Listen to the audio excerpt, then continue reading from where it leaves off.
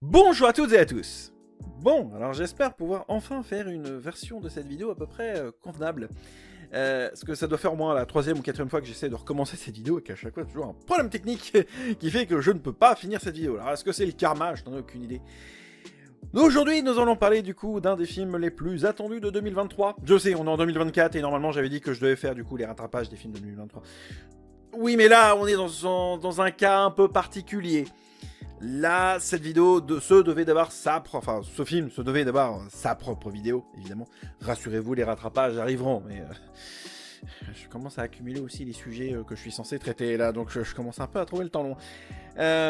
Donc aujourd'hui, nous allons parler d'un des films les plus attendus de 2023, et celui-là, honnêtement, ça fait boum.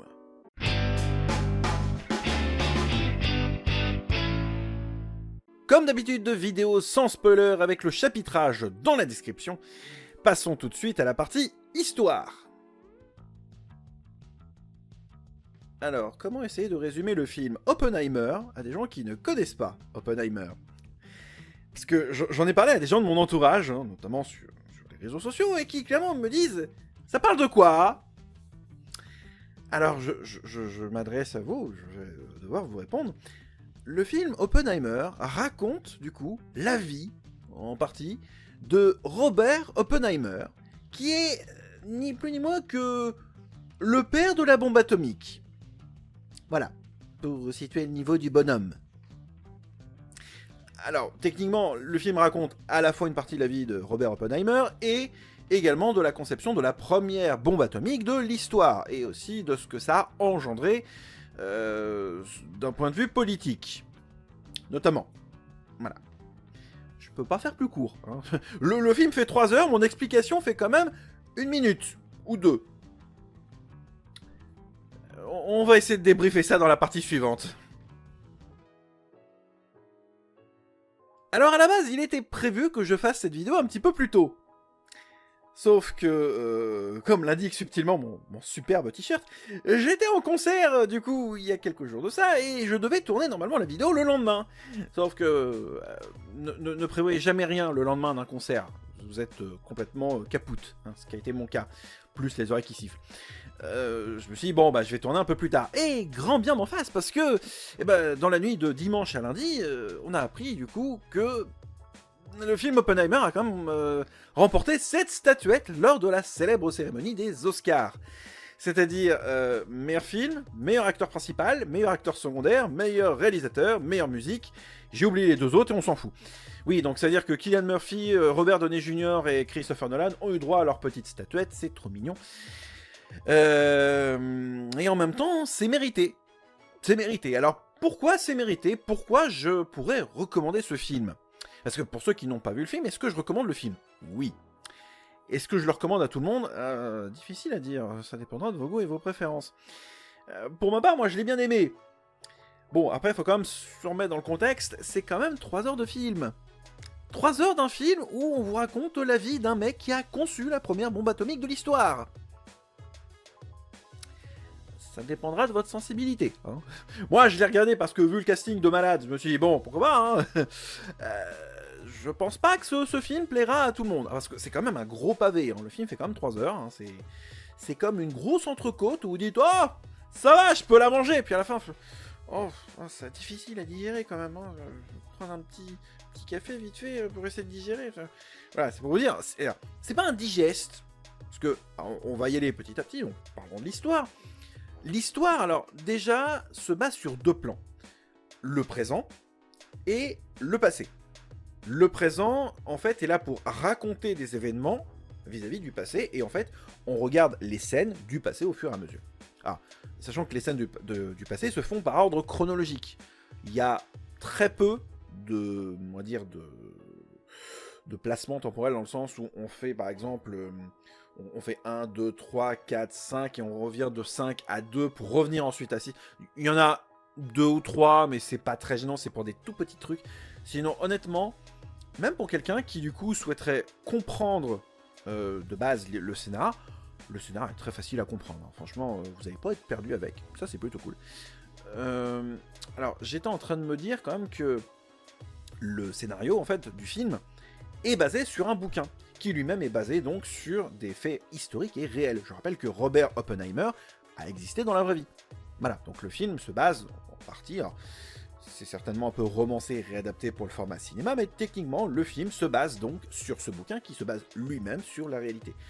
Sauf que mon analyse ne va concerner que le film. Je n'ai pas lu le bouquin et je n'ai pas assez de connaissances historiques sur Robert Oppenheimer, en tout cas dans notre réalité à nous. Donc, mon analyse ne concerne que le film. Et en ce qui concerne le film, c'est plutôt cool. J'ai déjà parlé du scénar, parlons très brièvement de la musique.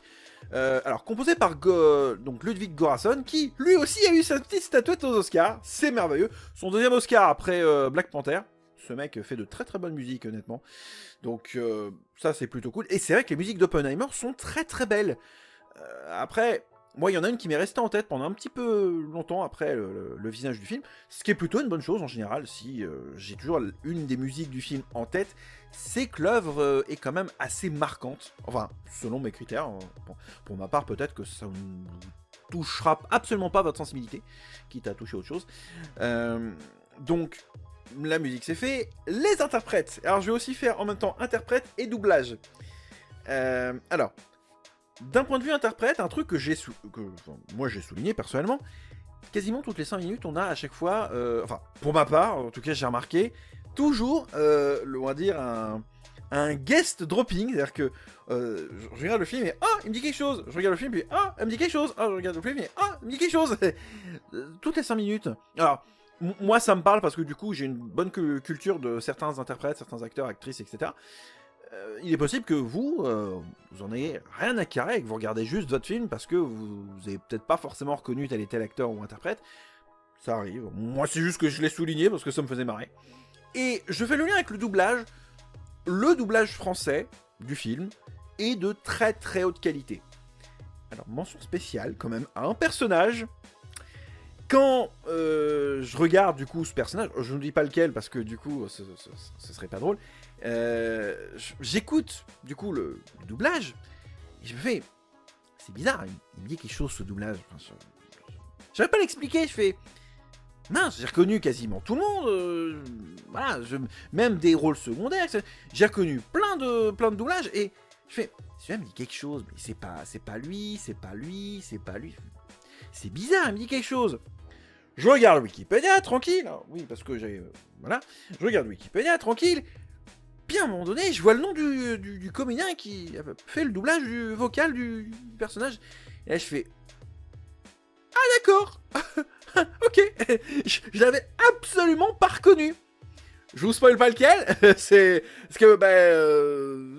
Parce que ce serait peut-être du spoil pour vous, hein, tout simplement. Donc je vous dis pas ni l'acteur américain, ni le comédien de doublage français, d'où est tirée la voix, sinon ce serait pas drôle.